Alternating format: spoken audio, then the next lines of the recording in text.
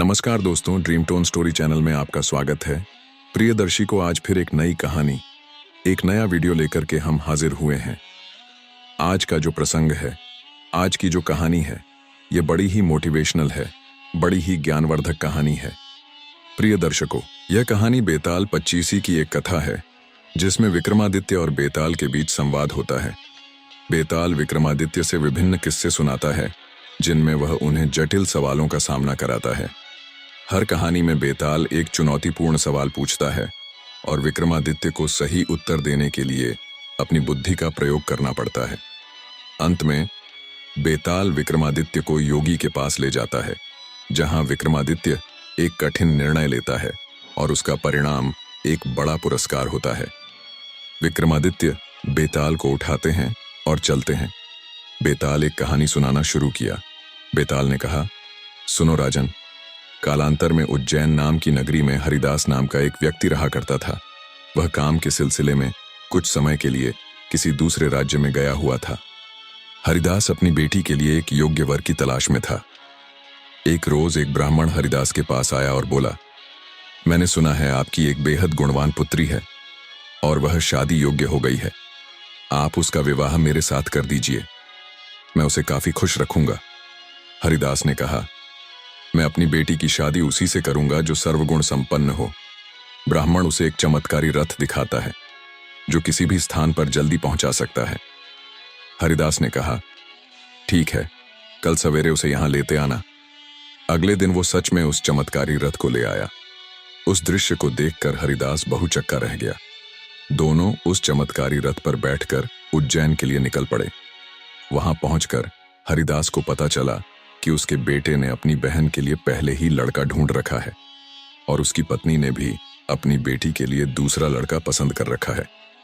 हरिदास धर्म संकट में पड़ गया। तभी ऊपर से जा रहे एक राक्षस की नजर हरिदास की सुंदर बेटी पर पड़ी और वो उसे उठाकर ले भागा। हरिदास बेबस हो गया। तभी तीनों लड़कों ने बोला कि इस रक्षा का ठिकाना हमें पता है, यह जरूर वही विंध्याचल पहाड़ी पे होगा। तभी दूसरे लड़के ने बोला, मेरे रथ पर बैठो, मैं पलक झपकते ही जा पहुंचूंगा। तीसरा लड़का बोला, मैं शब्द भेदी बाण चलाना जानता हूं। बिना विलंब किए तीनों लड़के और हरिदास उस रथ में बैठे और उस राक्षस की खोज में निकल गए। भटकते भटकते हुए चारों विंध्याचल पहाड़ी पर जा पहुंचे। तभी हरिदास की नजर उस विशाल काय दैत्य पर जा पड़ी। वो जोर से चिल्लाया, बच्चों, यह रहा वो राक्षस देते नगरी में मनुष्यों को आए। देख राक्षस उन्हें मारने के लिए दौड़ पड़ा। उन तीनों लड़कों में से एक लड़का बेखौफ उस राक्षस की तरफ बढ़ा और शब्द भेदी बाण के एक ही वार से उस विशाल काय राक्षस को धराशायी कर दिया और उस लड़की को साथ लेकर सभी सकुशल उज्जैन लौट आए। इतना कहकर बेताल बोला, हे राजन, बताओ वह लड़की उन तीनों में से किसको मिलनी चाहिए? विक्रमादित्य ने कहा, जिसने राक्षस को मारा उसको मिलनी चाहिए, क्योंकि असली वर्ता तो उसी ने दिखाई, बाकी दो ने तो मदद की। राजा का इतना कहना था कि बेताल फिर पेड़ पर जा लटका। क्यों दो? योद्धाओं ने अपने सर काट कर के चरणों में रख दिए। विक्रमादित्य ने बेताल को फिर से उठाया और चल दिया। बेताल ने कहा, सुनो राजन, बहुत समय पहले की बात है। कालांतर में एक राजकुमार अपने मित्र के साथ दूसरे राज्यों के भ्रमण पर निकला था। राजकुमार अपने मित्र के साथ घूमते घूमते शिवपुरी नामक नगर में जा पहुंचा। तभी उन्हें वहां देवी का एक मंदिर दिखाई दिया। दोनों ने देवी को प्रणाम किया। उसी समय राजकुमार को एक बेहद सुंदर राजकुमारी दिखाई दी। उसे देखकर वह इतना पागल हो गया कि उसने मंदिर में जाकर देवी से प्रार्थना की, हे देवी, यह लड़की मुझे मिल जाए। अगर मिल गई तो मैं अपना शीश काटकर आपके चरणों में अर्पित कर दूंगा। दोनों मित्र वापस अपने राज्य को लौट आए, मगर राजकुमार हर घड़ी बेचैन रहने लगा। एक रोज राजकुमार के मित्र ने उसके पिता से सारा हाल कह सुनाया। अपने बेटे का यह हाल देखकर राजा दूसरे राज्य गए और राजकुमारी के पिता से बात करके उन्हें शादी हेतु मना लिया और दोनों की शादी हो गई। विवाह के कुछ दिन उपरांत लड़की के पिता के यहाँ एक उत्सव था। उसमें शामिल होने के लिए राजकुमार के पास न्योता आया। राजकुमार अपने मित्र और पत्नी को साथ लेकर उत्सव देखने हेतु निकल पड़े। रास्ते में राजकुमार को वह देवी का मंदिर दिखाई दिया। मंदिर को देखते ही राजकुमार को अपना वचन याद आ गया। अपनी मृत्यु को समीप देख राजकुमार ने अपनी स्त्री और मित्र को थोड़ी देर बाहर रुकने के लिए कहा और स्वयं मंदिर में गया और देवी को प्रणाम करके तलवार के एक ही वार से अपना शीश देवी के चरणों में अर्पित कर दिया। काफी समय इंतजार करने के बाद उसके मित्र को कुछ अनहोनी की आशंका होने लगी। वह मंदिर में गया और राजकुमार के शीश को जमीन पर पड़ा देख उसकी रूह कांप उठी। उसने सोचा कि यह दुनिया बहुत बुरी है, कोई यह तो समझेगा नहीं कि इसने अपने आप शीश चढ़ाया है। सब यही कहेंगे कि इसकी सुंदर स्त्री को हड़पने के लिए मैंने इसकी गर्दन काट दी।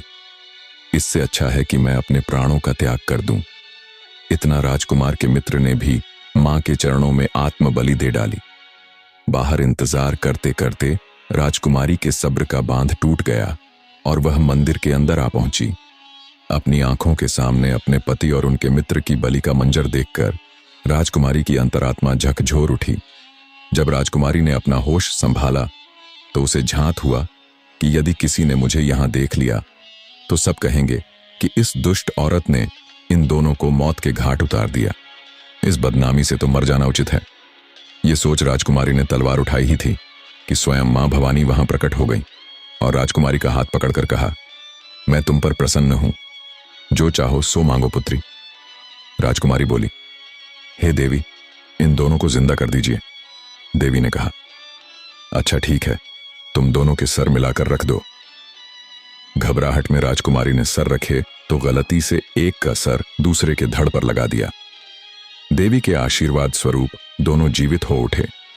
तभी वे दोनों आपस में झगड़ने लगे। एक कहता कि यह मेरी पत्नी है तो दूसरा कहता कि नहीं, यह मेरी पत्नी है। बेताल बोला, हे राजन, बताओ कि यह स्त्री किसकी पत्नी होनी चाहिए। राजा ने कहा, नदियों में गंगा, उत्तम पर्वतों में सुमेरु, वृक्ष में कल्प वृक्ष और अंगों में शीश। इसलिए जिस शरीर पर पति का सर लगा हो वही उसका पति होना चाहिए। इतना सुनते ही बेताल फिर से पेड़ पर जा लटका। आखिर क्यों माता पिता ने हंसते हंसते अपने पुत्र की बलि दे डाली। विक्रमादित्य ने बेताल को फिर से उठाया और चल दिया। बेताल ने कहा, सुनो राजन, कालांतर में चित्रकूट नगरी का राजा एक दिन शिकार खेलने जंगल में गया। घूमते घूमते वह रास्ता भटक गया और एक पेड़ की छाव में जा बैठा। विश्राम करते समय राजा को एक आर्षी कन्या दिखाई दी। उसे देखते ही राजा उस पर मोहित हो गया। तभी वहां आर्षी आ पहुंचा और उसने राजा के आने का प्रयोजन पूछा। राजा ने आर्षी को पूरी बात कह सुनाई। आर्षी ने कहा, बेटा, तुम क्यों जीवों को मारकर पाप करते हो। आर्षी की बात सुनकर राजा बोला, हे अर्षिवर, मैं आपको वचन देता हूं, आज के बाद कभी भी शिकार नहीं खेलूंगा। राजा की परम त्याग भावना देखकर आर्षी बहुत प्रसन्न हुआ और बोला, राजन, मैं तुमसे बहुत प्रसन्न हूं, तुम्हें जो मांगना हो मांग लो। राजा ने आर्षिक कन्या मांगी और साधु ने खुश होकर दोनों का विवाह कर दिया। राजा जब उसे अपने साथ लेकर जा रहा था तभी रास्ते में एक विशालकाय दैत्य ने दोनों का रास्ता रोक लिया। राक्षस ने राजा को धमकाते हुए कहा कि मैं तुम्हारी रानी को मौत के घाट उतारने जा रहा हूं। अगर तुम चाहते हो कि यह बच जाए तो 7 दिन के भीतर एक ऐसे लड़के की बलि का प्रबंध करो जो अपनी इच्छा से बलि दे और उसके माता पिता उसे मारते समय उसके हाथ पैर पकड़े अपनी पत्नी को खोने के डर से। राजा ने उस दैत्य की बात मान ली। वह रानी को लेकर अपने राज्य लौट आया और अपने दीवान को सब हाल कह सुनाया। दीवान ने कहा, महाराज, आप परेशान ना हो, मैं इसका उपाय करता हूं। दीवान ने एक योजना बनाई। उसने 7 बरस के बालक की सोने की मूर्ति बनवाई और उसे कीमती गहने पहनाकर गांव गांव घुमवा। या यह कहलवान अपनी स्वेच्छा से बलिदान देगा और बलिदान के समय उसके माँ बाप उसके हाथ पैर पकड़े गए, उसी को यह मूर्ति और 100 गांव मिलेंगे। यह खबर सुनकर एक बालक राजी हो गया। उसने अपने माँ बाप से कहा, आपको बहुत से पुत्र मिल जाएंगे, मेरे शरीर से राजा की भलाई होगी और आपकी गरीबी मिट जाएगी। माँ बाप ने मना किया पर बालक ने हट करके उन्हें राजी कर लिया। माता पिता अपने पुत्र की बलि देने के लिए उसे राजा के पास ले गए। राजा उन सबको लेकर जंगल में राक्षस के पास गया। राक्षस के सामने माता पिता ने बालक के हाथ पैर पकड़े और राजा ने तलवार उठाकर बालक की बलि देनी चाहिए। उसी समय बालक बड़े जोर से हंस पड़ा। इतना कहकर बेताल बोला, हे राजन, बताओ कि वह बालक क्यों हंसा। विक्रमादित्य ने कहा, क्योंकि डर के समय हर आदमी रक्षा के लिए अपने माँ बाप को पुकारता है। माता पिता ना हो तो पीड़ितों की मदद राजा करता है, राजा ना कर सके तो आदमी देवता को याद करता है। पर यहाँ तो कोई भी बालक के साथ ना था। माँ बाप हाथ पकड़े हुए थे, राजा तलवार लिए खड़ा था और राक्षस भक्षक हो रहा था। लड़का परोपकार के लिए अपने शरीर का त्याग कर रहा था। इसी हर्ष और अचरज से वह हंस पड़ा। इतना सुनते ही बेताल अंतर्ध्यान हो गया और वापस पेड़ पर जा लटका। आगे क्या हुआ जानने के लिए चैनल को सब्सक्राइब जरूर करें। हेलो दोस्तों, हम आपके लिए लाए हैं एक नई कहानी। इतिहास की सबसे खूबसूरत महिला आम्रपाली, जिसकी सुंदरता से ही गांव के सभी पुरुष उसके दीवाने हो जाते। वह जिस भी गली से जाती एक सुंदरता की लहर छोड़ जाती। यह कहानी देखने के लिए हमारे चैनल पर क्लिक करें और इतिहास की सबसे खूबसूरत महिला वाली वीडियो देखें। मिलते हैं फिर एक नई कहानी के साथ।